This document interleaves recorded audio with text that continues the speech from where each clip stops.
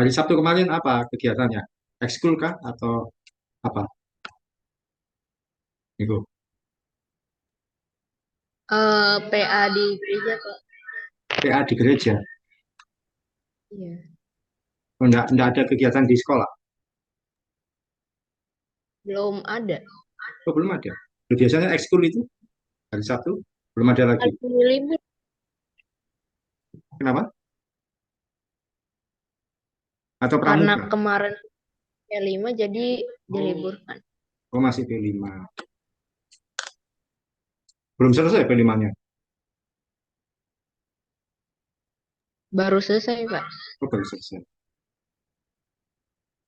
Oke, kesempatan kali ini kita lanjutkan kembali belajar Tuhan yang tidak lama, tapi mudah-mudahan boleh jadi berkat bagi kita semua. Kita awali dalam berdoa. Saya akan memimpin dalam doa. Tuhan Yesus, terima kasih, bersyukur hari ini yang cerah, yang baik. Hari ini kami bertemu secara online, kiranya sharing firman Tuhan, konsel yang melalui Zoom ini boleh menjadi berkat bagi kami semua, berkati jaringan yang ada, berkati anak-anakmu, baik Niko dan Eva, di dalam nama Tuhan Yesus, kami itu ada ucap syukur. Ini, ya, sudah makan belum ini, Niko dan Eva? Sudah, Eva? Sudah makan pagi, Kak? Sudah Pak.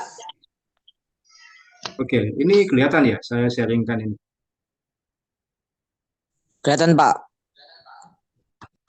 Kita masuk dalam sesi buah roh, yaitu kesabaran. Jadi kalau dihitung sudah ke berapa kasih, sukacita, dan kesabaran. Itu yang keempat. Nah, firman Tuhan yang mendasari, sekali lagi masih di Galatia pasal 5 ayat 22. Tetapi buah roh ialah kasih, sukacita, damai sejahtera, kesabaran, kemurahan, kebaikan, kesetiaan. Yang lalu kita belajar tentang damai sejahtera. Dan kali ini kami lanjutkan tentang kesabaran. Kata kesabaran dalam Alkitab memiliki kata-kata yang identik atau biasa dituliskan sebagai berikut, yaitu dituliskan dengan kata sabar, kadang dengan kata kesabaran. Bahkan kita juga menemui panjang sabar. Menarik sekali dalam pengertian bahasa Yunani, kata sabar memiliki pemahaman dibutuhkan waktu yang lama untuk mendidih. Jadi seperti air yang direbus, tapi tidak cepat panas, lama untuk mendidih. Karena itu, dalam bahasa Inggris, kata sabar, kalau kalian tahu, di buah roh itu tidak digunakan kata patient, tapi digunakan kata long suffering. Artinya apa? Menderita dengan lama. Di dalam bahasa Yunani, kata sabar artinya dibutuhkan waktu yang lama untuk mendidih. Tidak cepat panas, tidak cepat emosi. Dapat diartikan bahwa kesabaran yaitu sikap hati yang bisa menahan diri dan tidak mudah terbawa emosi. Jika kita selama ini mudah terbawa emosi, ada sesuatu kita tidak bisa menahan diri, langsung marah, langsung tersinggung, langsung cepat panas hati. Tapi Tuhan mengajarkan untuk kita tidak cepat mendidih. Jadi seperti air yang direbus, tapi tidak cepat panas. Kebenaran tentang kesabaran, yang pertama, menjadi sabar itu tidak mudah dan menyakitkan. Bisa minta tolong Nelva dibaca 1 Korintus 13 ayat 4. 1 Korintus 13 ayat 4.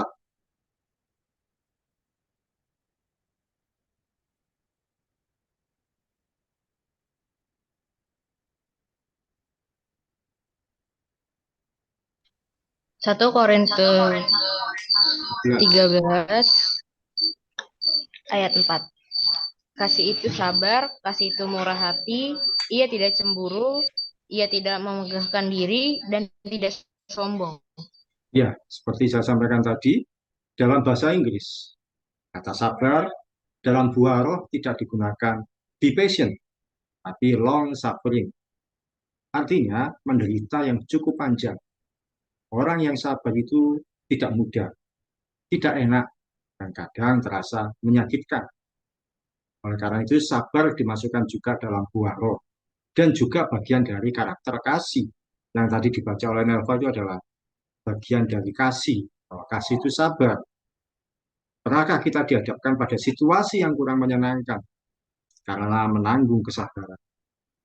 Misalkan seseorang sudah berjanji mau mengembalikan barang kita, tapi sudah ditunggu-tunggu, kok gak mengembalikan?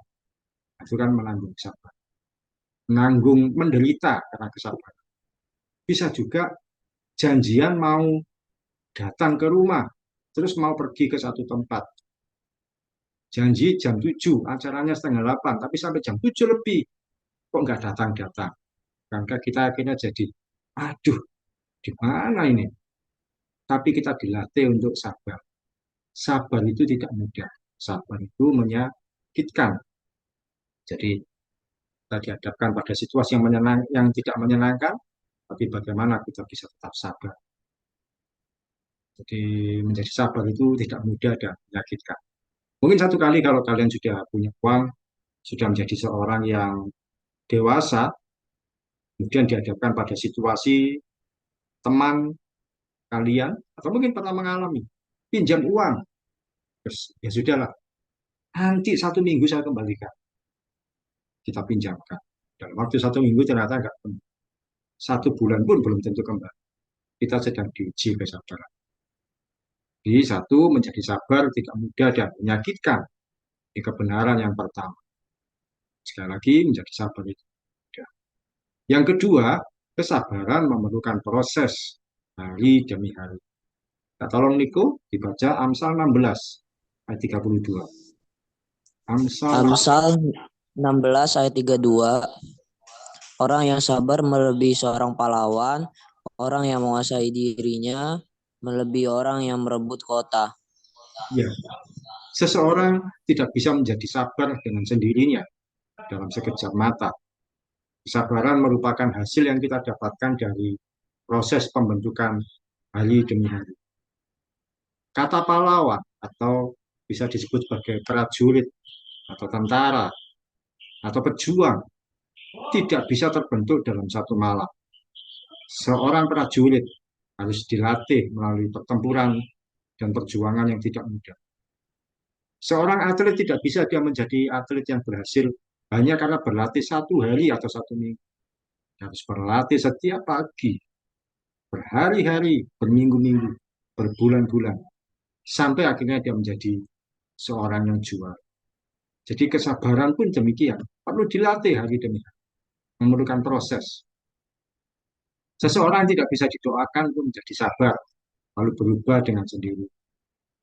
Misalkan, doakan saya Pak supaya saya menjadi orang yang sabar. Kemudian setelah didoakan, jadi orang yang sabar, tidak mudah marah, tidak demikian, tidak bisa.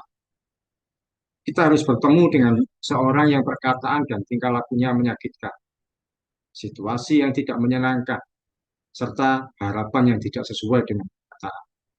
Ketika menghadapi kondisi yang demikian, namun seseorang meresponi dengan benar, maka dia akan memiliki karakter kesabaran.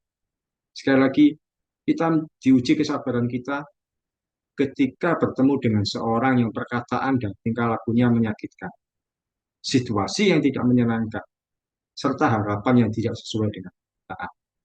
Sudah berdoa, ternyata yang terjadi tidak sesuai dengan kita. Sedang diuji kesabaran kita. Ketika kita bisa meresponi dengan benar, kita akan punya karakter kesabaran. Bertemu dengan teman yang perkataannya menyakitkan, kita tetap respon dengan di situ kita menjadi orang yang sabar. Kemudian kebenaran yang ketiga, perlu kita mengerti bahwa kesabaran itu sifat dari Tuhan sendiri. Elva bisa baca Mazmur 103 ayat 8. Tuhan menjalankan keadilan dan Tuhan adalah penyayang dan pengasih, panjang sabar dan berlimpah kasih setia. Iya, Kesabaran merupakan sifat dan karakter dari Tuhan sendiri. Oleh karena itu, kita diminta untuk mengikuti dan menjadikan teladan dalam hidup kita. Kesabaran Tuhan membuat kita yang mudah jatuh dalam dosa menjadi diampuni. Demikian juga kita yang masih berhati keras dan mudah memberontak, Tuhan masih mau. Jadi eh, kalau Tuhan itu bisa mau mengampuni kita yang kita mudah jatuh dalam dosa, maka kita pun juga harus mau eh, mengampuni orang lain, memiliki kesabaran. Demikian juga ketika kita menghadapi orang yang bersalah pada kita, yang tidak mau dengar yang kita katakan, atau tidak menghargai yang kita lakukan, maka kita pun sebaiknya menerima dengan sabar. Sama seperti Tuhan pun memperlakukan kita dengan itu sabar. Sabar saja, satu kali pasti ada perubahan yang baik. Misalkan punya teman yang kelakuannya tidak menyenangkan, tidak sesuai yang dikatakan, tidak bisa menghargai kita. Sabar saja, berdoa. Satu kali pasti ada perubahan. Jadi ada kebenaran tentang kesabaran yang perlu kita pelajari hari ini. Bahwa menjadi sabar itu tidak mudah dan menyakitkan. Karena dikatakan long suffering. Long itu kan panjang, suffering itu menderita. Jadi sabar itu menderita dalam waktu yang lama. Kemudian yang kedua, kesabaran memerlukan proses hari demi hari. Ketiga, kesabaran merupakan sifat dari Tuhan sendiri yang harus kita teladan. Ciri-ciri orang yang sabar, pertama tidak mudah terbawa emosi. Kemudian lebih banyak mendengar daripada bicara. Mau menunggu, artinya kalau misalkan janjian ternyata teman kita belum datang-datang. Sabar, tunggu. Mungkin dia sedang mengalami macet. Mungkin ada kendala di jalanan. Mungkin ban motornya bocor atau apa. Kita tunggu. Lebih banyak mendengar daripada berbicara. Orang yang sabar itu mau mendengar perkataan Allah. Tidak memotong, tidak cepat memotong atau mencari pembenaran. Nah, itu kamu yang salah. Tunggu. Tidak mudah terbawa emosi. Kemudian berpikir panjang. Berpikir panjang itu apa? Ketika ada sesuatu, dia lebih baik berpikir, apa sih yang membuat dia seperti ini? Kenapa sih? Kita lebih bisa menata hati. Kemudian tidak banyak menuntut. Tidak banyak menuntut ini apa? Kita tidak meminta orang lain berubah seperti yang kita mau. Kita mengerti bagaimana seharusnya. Kita tidak bisa berkata, kamu harus seperti saya yang kita mau. Tapi kita harus belajar memahami. Ini orang yang sabar. Tidak banyak menuntut. Contoh di Alkitab tentang kesabaran, yang pertama adalah Musa. Musa disebut sebagai orang yang paling sabar. Kita tolong Niko, bilangan 12 ayat 3. Bilangan 12 ayat 3. Ada Musa. Bilangan 12 ayat 3. Adapun Musa ialah seorang yang sangat lembut hatinya, lebih dari setiap manusia yang di atas muka bumi. Ya, waktu itu Musa sedang dikata-katai oleh saudara sendiri, yaitu Miriam dan Harun. Diomongi, difitnah, digosipin. Tapi dia tidak bereaksi dengan salah. Dia biarkan saja. Dituliskan seorang yang sangat lembut hatinya. Berarti kan dia sabar. Diomongi apapun, dia tidak bereaksi salah. Ya sudahlah, tidak apa-apa. Dia tidak memilih untuk konflik, tapi memilih untuk mendiamkan. Kemudian yang contoh kedua yaitu Daud yang sabar menunggu waktu Tuhan untuk menjadi raja. Eva bisa bacakan 1 Samuel pasal 26 ayat 9. Tetapi kepada Abisai, jangan musnahkan dia, sebab siapakah yang dapat menjamah orang yang diurapi Tuhan dan bebas dari hukuman? Lagi kata Daud, demi Tuhan yang hidup, niscaya Tuhan akan membunuh dia, entah karena sampai ajalnya dan ia mati, entah karena ia pergi berperang dan hilang lenyap di sana. Iya, satu kali Daud ini kan dikejar-kejar oleh Raja Saul. Satu kali Raja Saul dengan pasukannya tertidur di padang gurun, di kemah sebuah. Dan Daud bersama anak buahnya mengendap-endap masuk ke kemahnya Raja Saul. Dan temannya ini, yaitu Abisai, berkata kepada Daud, Tuhan sudah menyerahkan musuhmu ke dalam tangan. Bunuhlah dia, tancapkan tombak ini. Sekali saja, dia sudah mati. Ketika Saul mati, kamu pasti jadi raja. Tapi Daud tidak melakukan itu. Dia berkata, saya lebih baik nunggu waktunya. Apakah satu kali Saul mati dengan sendirinya, atau karena apa? Pasti dia akan mati dan jabatan raja itu pasti diberikan pada saya. Tapi saya tidak mau membunuh Raja Saul. Daud memilih untuk sabar menunggu waktu Tuhan untuk menjadi raja. Dia tidak mau sembrono. Dia tidak mau bergerak dengan dia memilih untuk sudahlah, nanti ada waktunya sendiri saja. Dan kita tahu bahwa pada akhirnya Daud memang menjadi seorang raja tanpa harus membunuh Raja Saul. Raja Saul mati sendiri dalam peperangan. Jadi yang pertama contoh Musa dan Daud. Kemudian contoh yang ketiga itu Rasul Paulus yang sabar menderita saat memberitakan Injil. Niko bisa bantu di 2 Korintus 11 ayat 23 sampai 25. 2 Korintus 11 ayat 23 sampai 25.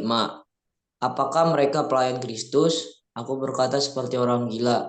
Aku lebih lagi. Aku lebih banyak berjeri lelah, lebih sering di dalam penjara, didera di luar batas, kerap kali dalam bahaya maut. 5 kali aku disesa orang Yahudi, setiap kali 40 kurang 1 pukulan. 3 kali aku didera, 1 kali aku dilempari dengan batu, 3 kali mengalami karam kapal, sehari semalam aku terkatung-katung di tengah laut. Ya, yang dialami oleh Rasul Paulus ketika dia melayani Tuhan, memberitakan Injil, itu satu siksaan yang sepertinya tidak berakhir. Satu siksaan selesai, datang lagi penderitaan berikutnya. Udah datang lagi cobaannya. Dia dipukul sebanyak 39, dicambuk. Kemudian didera 3 kali, dilempari batu, mengalami karam kapal, bahkan terkatung-katung di tengah laut sehari semalam. Tapi dia tidak putus asa untuk mengikuti, tidak putus asa untuk melayani Tuhan sedikit pun. Dia tetap mau memberitakan Injil. Dia tidak berkata, Tuhan saya, sudah Tuhan saya tidak mau memberitakan Injil. Sudah capek, sudah lelah, sudah sakit semua. Dia sabar menderita jika memberitakan Injil. Demikian juga ketika kita mengikuti Tuhan. Mungkin diolok-olok oleh teman kita, mungkin diasingkan karena kita Kristen. Kamu orang Kristen minggir. Tidak apa-apa. Tetaplah sabar menderita karena mengikuti Tuhan Yesus. Yang terakhir, teladan dari Tuhan Yesus sendiri. Yaitu ketika akan disalibkan, dia tidak banyak membela diri. Alfa bisa bantu di Matius 27 ayat 12 sampai 14. Tetapi atas tuduhan yang dituduhkan imam-imam, kepala, dan tua-tua terhadap dia, ia tidak memberi jawab apapun. Maka kata Pilatus kepadanya, tidakkah engkau dengar betapa banyaknya tuduhan saksi-saksi di hadap engkau? Tetapi ia tidak menjawab suatu kata pun, sehingga wali negeri itu sangat heran. Ya, Tuhan Yesus ketika disalib, dia dituduh banyak macam tuduhan dari orang-orang. Tapi dia tidak memberi jawab apapun. Tidak sepatah kata pun dia menjawab atau membela diri. Dia memilih untuk diam. Padahal mungkin tuduhan itu salah. Tuduhan itu tidak beralasan. Tuduhan itu termasuk kategori hoax. Banyak hal yang dituduh. Dia memilih untuk bereaksi. Demikian juga ketika kita diomongi oleh orang lain, dituduhkan apapun, lebih baik ambil posisi untuk diam saja. Tidak usah membela diri. Kalau memang kita yang benar, biarlah semua terbukti dengan jernih. Apalagi kalau kita yang salah, tidak usah banyak membela diri. Kita diam sampai Tuhan yang menunjukkan pembenaran. Jadi difitnah atau diomongi apapun, baik tidak usah banyak menjawab. Kita melatih diri sabar. Tapi bukan seperti orang yang menahan amarah. Orang yang sabar itu ketika diomongi apapun, dia tetap diam, tapi tetap tersenyum, tak bisa respon dengan. Ya, ini yang kita pelajari dalam Ponsel hari ini yaitu tentang kesabaran. Kita bisa menjadi seorang yang sabar. Nah, sekarang kita sharingkan, dalam situasi apa kamu pernah mengalami situasi tidak sabar? Pernah nggak, Melva, kamu mengalami situasi kamu itu nggak sabar? Apakah itu ini marah atau sudah janjian nggak datang atau apapun yang membuat kamu merasa tidak sabar? Apa? Pernah, Pak, waktu Gimana?